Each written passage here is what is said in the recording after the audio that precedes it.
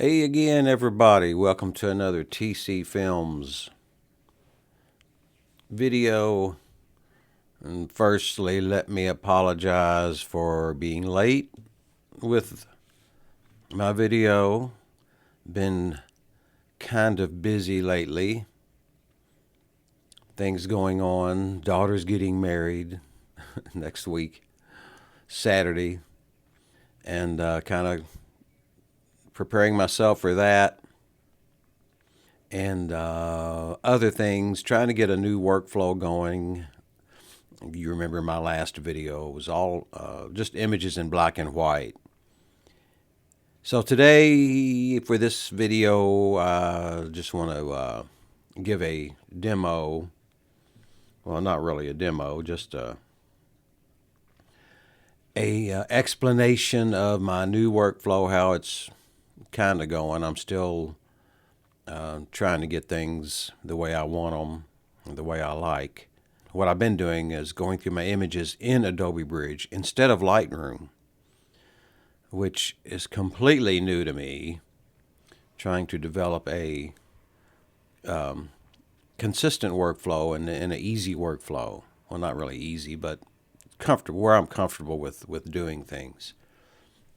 So yesterday I was at a local cemetery and took some images. I didn't do a recording. I didn't bring my GoPro to do a vlog on it. I just got out real quick because it was raining, and then it stopped, and then it started, as you can see in the background here, in the images, cloudy. So I just went through and took well, not a bunch, but quite a few images. But Adobe Bridge, I never used it. It comes free with, well, anybody can get it free, but I've had it ever since I've been subscribed to the photography plan, and ever since I've been using Photoshop and Lightroom. And I've once or twice went, just for out of curiosity mainly, opened it up. But this new workflow, I am using it all the time now. So I'm opening it up and I'm going right to my images, which is over here. I just click and open up, and then go find my images, which I keep on an external drive, either this one or this one here. And then I open it up, and it shows all of them here, kind of, like a Lightroom view, kind of. And then it's got your different panels or workflow, where there's a workflow tab there. I haven't got anything set up in any of that. And there's all the metadata it has, output, film strip. There's the libraries. I keep it in Essentials. And just go and open up my photos and decide on which one I want to edit. And when I find one, after I do scrolling through it, first I just open them up, and it's just really fast. It loads fast. I don't have to import anything like I used to in Lightroom. And if I want a larger version, instead of just this little view here, the small view in the right side over here, I just hit the hold in the space bar, and it comes right up. Well, if I keep holding the space bar down, it does that. Sorry about that. But and then I just click on it, and it will zoom it in. And if I'm not mistaken, I think this is a kind of looks like a red, kind of a tinge of red in there, maybe a robin that flew in the top of that tree as I was just. So I just kind of decided to try to get a photo of it real quick, because I just had set up my camera, and it appeared, it flew. Just went right into this tree here. If you can believe it, that's a tree. And it just kind of sat there a minute. It might be a red-winged blackbird. I can't really tell for sure. I haven't done any editing on any of these images. But I don't want to make this video very long. I just wanted to get one out. But when I'm deciding, after I open up Bridge and I get to my photos, and I'm just scrolling through, and deciding on an image. And this particular day, which was actually yesterday, I decided to go to this cemetery based on a recent video I watched by one of the YouTubers I follow, Lisa Frost, I believe, if I'm not mistaken, is who it is. And I watch her videos, and she was out and was saying in the video, she was talking about just take the photo. If you're out somewhere and you see something interesting, don't hesitate. Take it. Take the shot, whatever it might be. You'll never get you may not ever get a chance again to get that image. So I had been passing this cemetery here that you see in these images. It had been, it's down the road from my house here. It's been around forever and ever and ever, and I pass it hundreds of times. And I've noticed this tree here, and I keep wanting to stop and just try to make a composition and see if I can get some kind of composition. This is my car over here. Like I said, I haven't edited any of these images. But this tree is, as you can see, still trying to hang on. It's broke off here and just scraggly. And I took another image or two on down here of the bark. The bark on the side of it here is about ready to fall off, and it's just a mess right here in this this image here.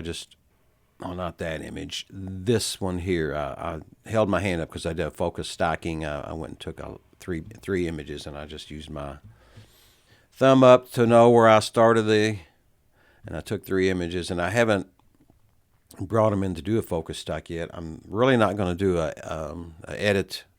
This isn't a video about editing. It's just to show that I'm probably another reason why I'm kind of late on my videos is this workflow. And I do aim on explaining a little bit more, going into more depth on the type of workflow that I've switched to.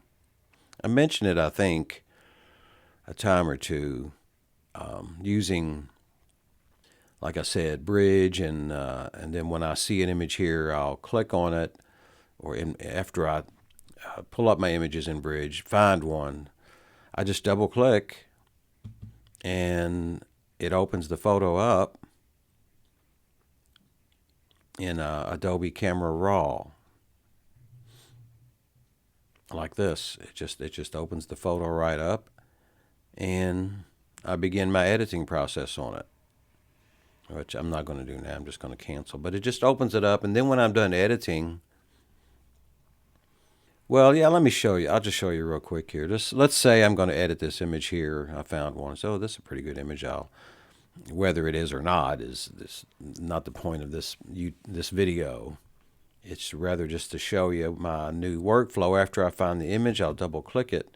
It opens it up into Adobe Camera Raw, which is the same as Lightroom, basically. Adobe Camera Raw and Lightroom use the same engine in their processing engine. So it's the same sliders. A few things are different that I'm still getting used to.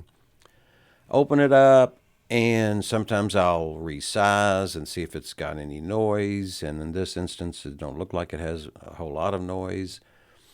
I shot it at ISO 50 with my 24-70 Canon lens, which I love that lens. I haven't had it long, and then I'll usually hit the auto button. Now, back in the day, the auto button was terrible, but as you can see, it gives me just a base image to start on. Then when I click open here, it opens it up into Photoshop.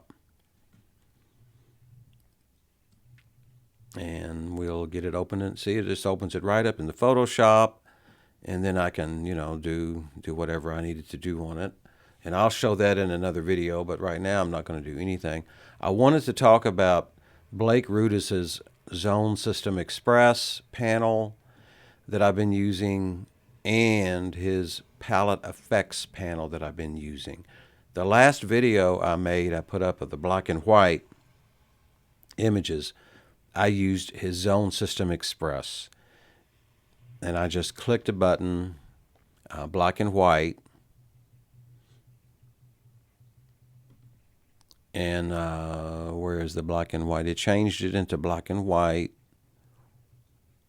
Or was it the? No, it wasn't the palette effects. Yeah, it does. Maybe it was. Yeah, it was the palette effects. You just click a button, and it opens up. But anyway, that's going to be in a upcoming video. But we're not going to do anything right now. I'm just going to cancel out of all this. I don't want to save it. I just want to close. So I like Adobe Bridge, but it's just the fact that I have to get used to it and see how to best incorporate it into my new workflow. So that's about it.